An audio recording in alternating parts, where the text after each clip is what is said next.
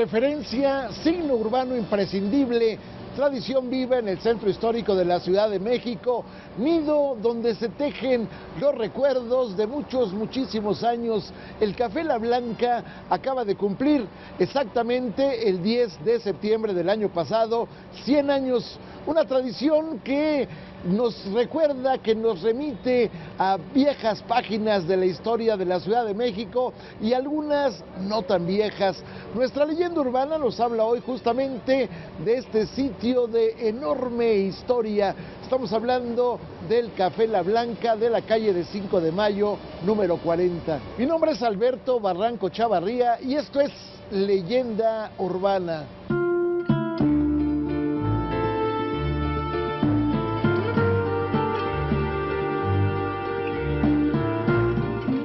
Con Juan Ramón Díez, quien es el dueño aquí del Café La Blanca. Y cuéntame, bueno, esto comenzó como una lechería. Empezó como una lechería. En 1915. En 1915, el dueño original traía la leche de un rancho de Texcoco que se llamaba La Blanca, ya sea se llamaba La Blanca porque el rancho de Texcoco se llamaba La Blanca, ¿no? O la vaca que más leche daba se llamaba La Blanca. Era La Blanca. Claro, ¿no? claro. El señor empezó a traer primero leche, era el que más leche vendía en toda esta zona, ¿no?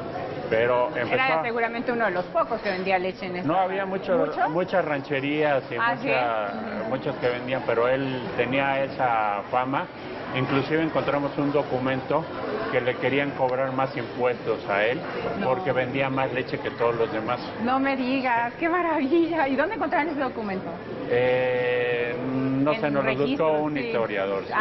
Mira, qué maravilla. Sí. Entonces después él vio como una necesidad distinta, porque vendía la leche, pero como que se le ocurrió. Bueno, fue después de la Revolución, entonces la gente empezaba a tener auge por aquí, por el centro, y entonces vio que necesitaba más darles comidas, desayunos, etcétera, y empezó a traer del rancho algo de comida, ¿no? Ya después como ¿guisos o qué hacía? Sí, guisados y a veces traía algo de pan, ¿no? En 1930 vio que ya era más negocio y ya lo montó como un café en serio.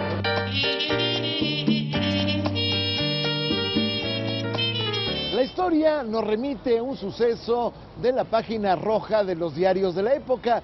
Resulta que el dueño del hotel, un hombre llamado Jorge Carmona Murguía, marqués de San Basilio, era asiduo del Jockey Club, que estaba en la Casa de los Azulejos, con vista a la calle que hoy se llama Madero, entonces San Francisco.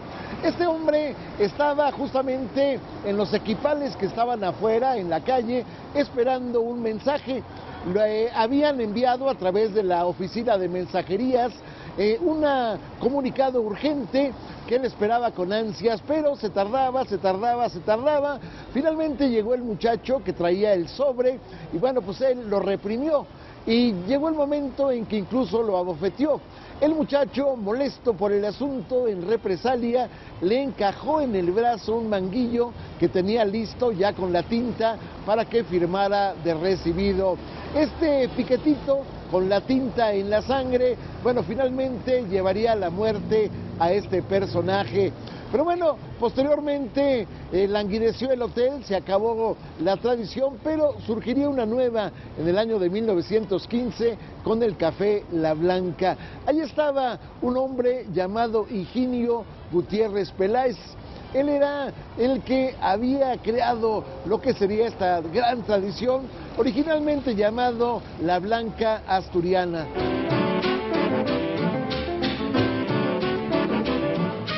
Estabas comentando que comenzó en una casa donde está el estacionamiento de aquí de 5 de Mayo. Era una casona. Cuando mi papá lo compró con otros socios, dijeron pues vamos a modernizarnos un poco y lo pasaron a este local. Era nada más la mitad, era de aquí para allá nada más. De aquí para allá. Y había una barra grande, eso era modernísimo en ese entonces. Claro, ¿no? sí, porque además seguramente este café pues era, o hay fotos de hecho, que es una de las partes muy atractivas del Café La Blanca, las fotografías que existen, claro. de toda la gente que entraba a trabajar al centro histórico y desayunaban aquí, o salían del trabajo y cenaban aquí. Exactamente, o iban iban al cine, Sí. que había un cine aquí, y entonces salían del cine o del teatro y se venían para aquí. Ahora, tu familia compró el café en el 43. En el 43, sí. Nosotros llevamos 72 años ya aquí. 72 años, Sí. de los 100 De los años, 100 años, que sí. ya están Sí. cumpliendo.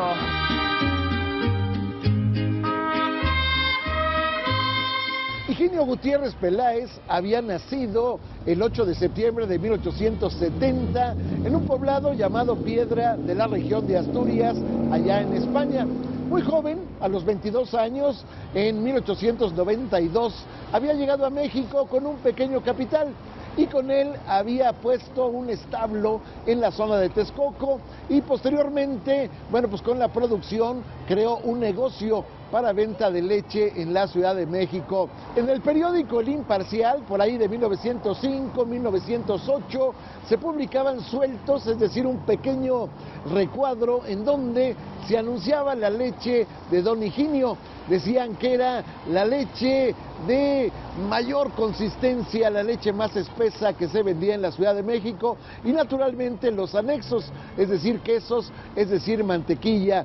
Él en el suelto, en esta referencia, hablaba de que surtía a los diversos hospicios que se habían creado para niños huérfanos, pero también surtía a varios hospitales.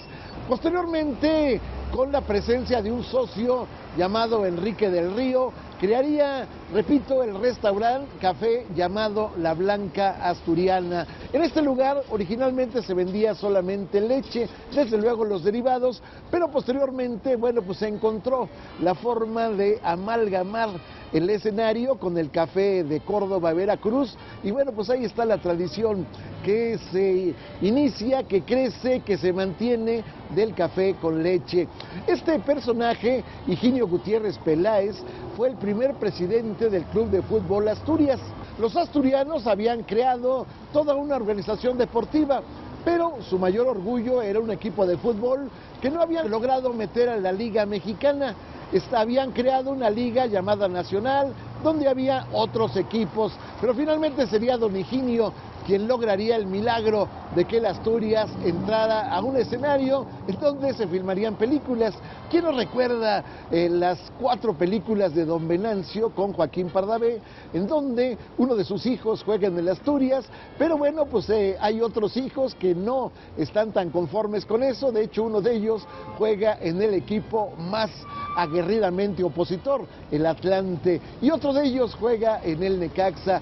¿Quién no recuerda la pasión con que se incendiaría justamente el estadio del Club Asturias? Pero bueno, ahí estaba Don Higinio, que moriría hasta el 5 de septiembre del año de 1969, es decir, viviría 99 años.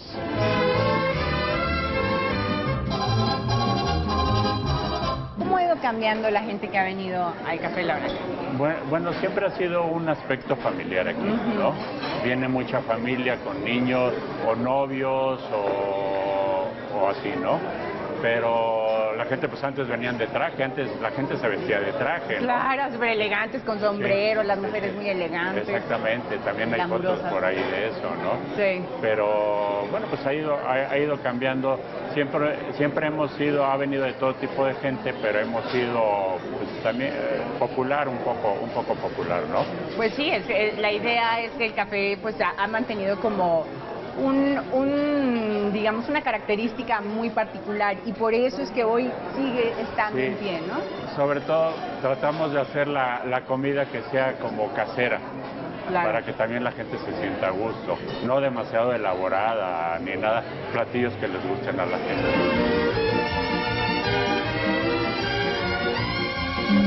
En el bullicio de la calle de 5 de Mayo, que en 1846 fuera agrandada por idea de Juan José Vaz, quien después sería gobernador de distrito, es decir, de la Ciudad de México. Bueno, este hombre había decidido que se fragmentara parte de lo que era el convento de la Profesa Posteriormente se llevaría también la picota parte de lo que era el convento de Santa Clara. Bueno, en este escenario justificado porque Juan José Vaz era un gran, yo diría, el más radical de los anticlericales del juarismo, un hombre que decía cuando veía una iglesia que cuántas escuelas no cabrían en ese lugar. Este hombre pues tendría la idea de que la que era la calle de Alcaicería llegara no solamente a la calle de Isabel la Católica, que entonces se llamaba de San José, sino a la de Bolívar. La calle se topaba con lo que era el Gran Teatro Nacional, llamado también en su momento Teatro Imperial o Teatro Santana. Ahí se estrenaría el himno nacional mexicano. Pero bueno, posteriormente, en el año de 1897, la calle de 5 de Mayo se agrandaría hasta lo que era justamente San Juan de Letrán. Bueno, la intención era derribar el Gran Teatro Nacional para volverlo a edificar en lo que hoy es el Palacio de las Bellas Artes. En 1862, justamente, la calle de Alcaicería había cambiado su nombre por el de 5 de Mayo. Se había colocado, por orden de Benito Juárez, una placa alusiva. Sin embargo, al año siguiente esta sería derribada. Pero bueno, en esta larga tradición, pues ahí estaba el Café La Blanca ofreciendo su oferta de café con leche y pan para todos aquellos que llegaban al escenario maravilloso de esta calle que desemboca justamente en la Plaza del Empedradillo, lo que hoy se conoce como Calle Nacional Monte de Piedad.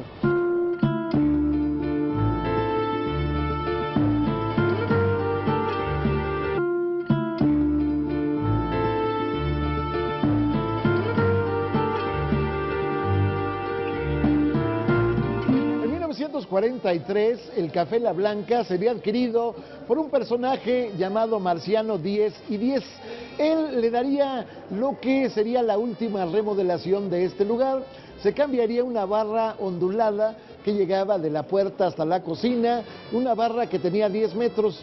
Bueno, ahora se tendrían 2 barras que están en forma de herradura. Al mismo tiempo se instalarían mesas de 2 personas pegado al ventanal y algunas otras que estarían ya incrustadas. Se había terminado con la tradición que nos hablaba de lo que eran los gabinetes, es decir, los lugares tipo café de chinos donde la gente llegaba pues a tener cierta privacidad.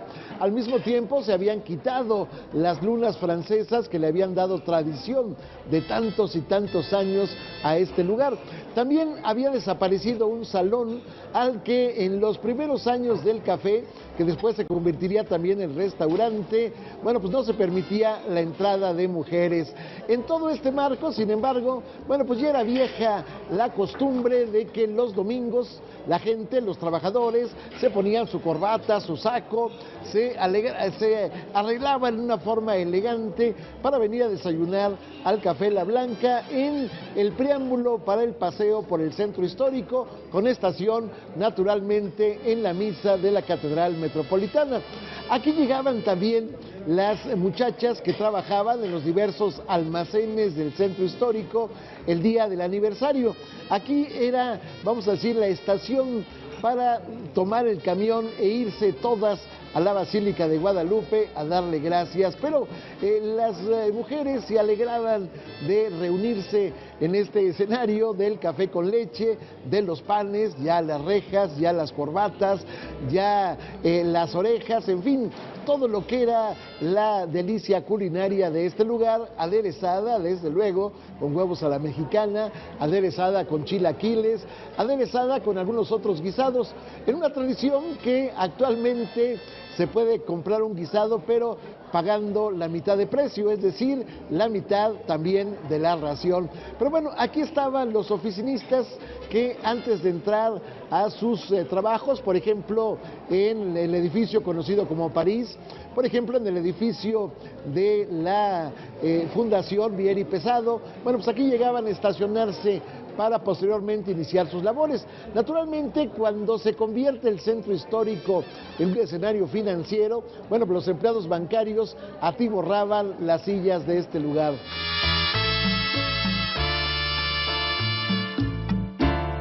Hay anécdotas interminables aquí. Sí, bueno, Cintia, te estaba platicando que antes la universidad estaba estaba la antigua escuela de medicina, todo estaba aquí en el centro, ¿no?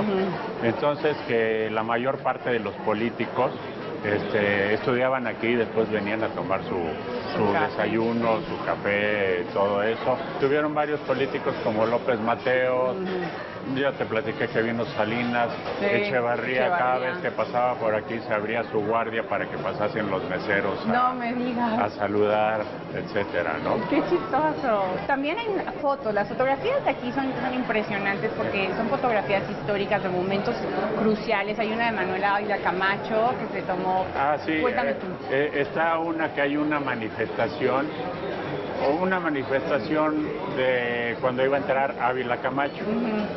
Estaba compitiendo con él una persona que se llamaba Almazán.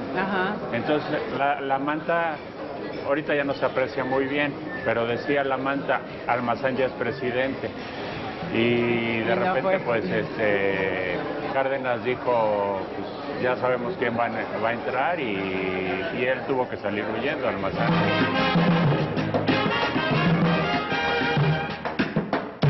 Naturalmente, los lugares más codiciados del Café La Blanca son los que están pegados al ventanal o a los ventanales, donde, pues, sin metáfora, se diría que ahí ha desfilado la historia. Por ejemplo, en el año de 1925, por órdenes del presidente Plutarco Elías Calles, fueron sacados de la capilla de San José, donde se mantenían desde muchos años atrás los restos, lo que quedaba de los héroes de la independencia, Hidalgo, Allende, Aldama, Jiménez. Los huesos se trasladarían a la columna de la Independencia junto con algunos otros de los héroes, por ejemplo, el Leona Vicario, por ejemplo, su esposo Andrés Quintana Roo, y bueno, pues algunos otros. El caso es que, bueno, pues por este ventanal pasó el desfile en el que había una urna de cristal que tenía un copete en el que estaba un águila imperial bañada de oro, y bueno, pues el carruaje era tirado por caballos tordillos. Allí estaban llevándolo cadetes del colegio militar. En fin, la gente se dio cuenta de un suceso que finalmente se quedaría como parte íntima de la historia de México. Pero también en 1929 por aquí pasarían los vasconcelistas, que estaban pugnando pues por la candidatura, por más que la candidatura, la posibilidad de que su gallo llegara a la presidencia de la República. También habían pasado los estudiantes que estaban tratando de pelear la autonomía de la entonces Universidad Nacional de México.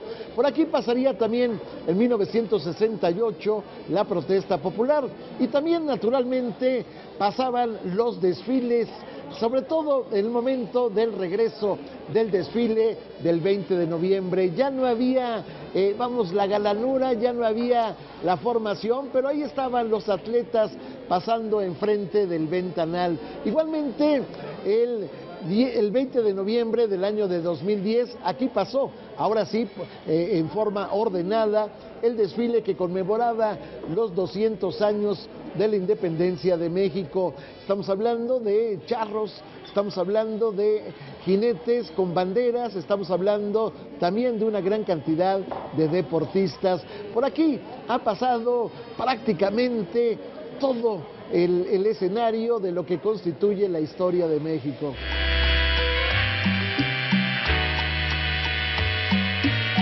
Hay una anécdota en el 68 que me la platicó un mesero, que en paz descanse, que me dijo, mira, en el 68 estaban el ejército en la calle de Palma, los estudiantes en Motolinía, y nosotros aquí en medio tuvimos que bajar las cortinas porque ya se iba a armar la gresca. ¿Y cómo te lo contó? ¿Con una cara de tragedia, de sufrimiento? Con la emoción de saber la historia, ¿no? Ay, claro, sí, porque él la presenció.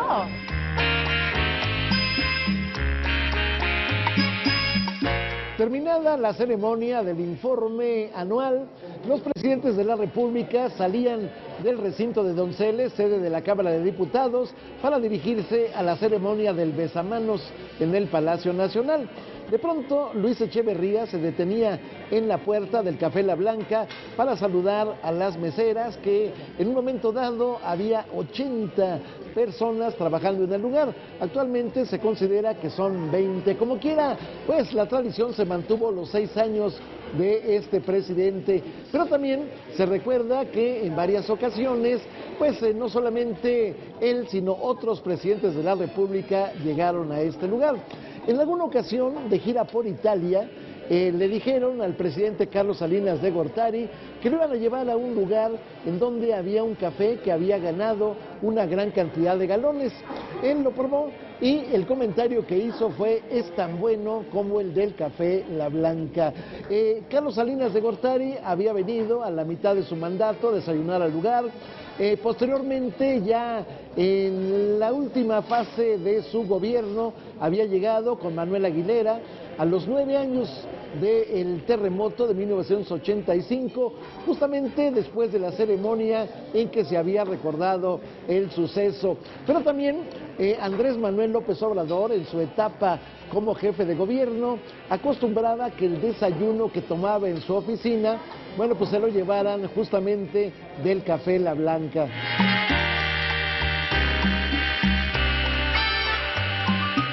¿Cuál es el futuro del Café La Blanca?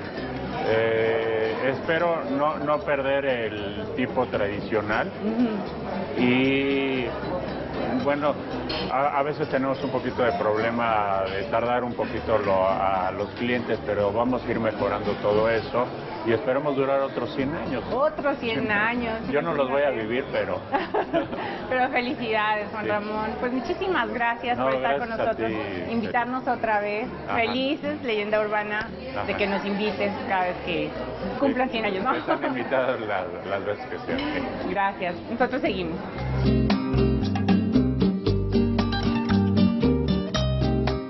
Visitado por presidentes de la República, por líderes sindicales, por empleados públicos, desde luego por empleados de carácter privado, pero también evidentemente por familias, muchas familias. Entre los personajes que dejaron una huella en este lugar está, por ejemplo, el actor Manolo Fábregas, están los hermanos Bichir, que bueno, aquí se juntaron en alguna ocasión, todos ellos en un domingo, pero también se recuerda, por ejemplo, a un Andrés Enestrosa, el escritor que tenía su oficina en la calle de Motolinía. Bueno, pues en la tarde se venía y a veces se hacía larga la tertulia en este lugar. Pero también, bueno, pues ahí estaba otro escritor, Alí Chumacero, ahí estaba también, desde luego, la presencia de personajes que se volvieron algo así como íconos de la Ciudad de México. Aquí llegaba el chaparrito llamado Margarito con su pequeña guitarrita, quien se ponía a cantar en medio de las mesas.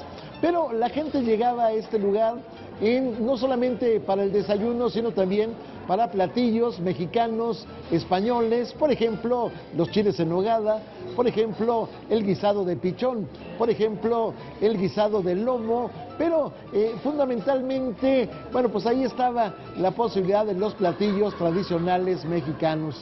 Mantenido prácticamente intacto el escenario, aquí se refresca la memoria. A este lugar me traía mi abuelo, dicen algunos. Otros recuerdan que en este lugar se le dio un desayuno cuando terminó la primaria. Otros recuerdan que aquí se celebró una comida en honor de la abuela que cumplía 95 años. Otros recuerdan cómo, bueno, pues de la oficina se venían a tomar un cafecito de vez en cuando. Pero una de las tradiciones del Café La Blanca es justamente esta manteleta. Esta manteleta se cambia cada semana. Aquí viene una cuestión que le permite al solitario tener una lectura, vamos, yo diría que bastante provechosa. Por ejemplo, aquí estamos hablando de la Torre Latinoamericana, nos da la historia de toda, la vicisitud que ha tenido este esta gigantesca en un momento dado, la Torre Mayor de la Ciudad de México. Pero naturalmente el lugar está lleno, pleno de recuerdos. Aquí está el organillero que se metía con sus ansias pues de revivir aquellas páginas de la música inolvidable de nuestro país. Aquí estaba también el recuento del hombre que, pasando en la calle como pordiosero, alguien se compadeció de él y le invitó un café con leche. Además de sus tamales de lata con receta del siglo XIX, además de su comida corrida, además de sus recuerdos que están anidados en sus rincones, la gente recuerda este lugar por un enorme reloj que permitía, sobre todo a los empleados públicos, tener certeza de que se les estaba acabando el recreo. El Café La Blanca, un siglo de tradición en la vida de México. Gracias por haber estado con nosotros en esta leyenda urbana. Lo espero el próximo sábado aquí, naturalmente en Canal 40, Proyecto 40, Leyenda Urbana. Mi nombre es Alberto Barranco Chavarría y le deseo la mejor de las noches y por lo pronto, bueno, pues salud.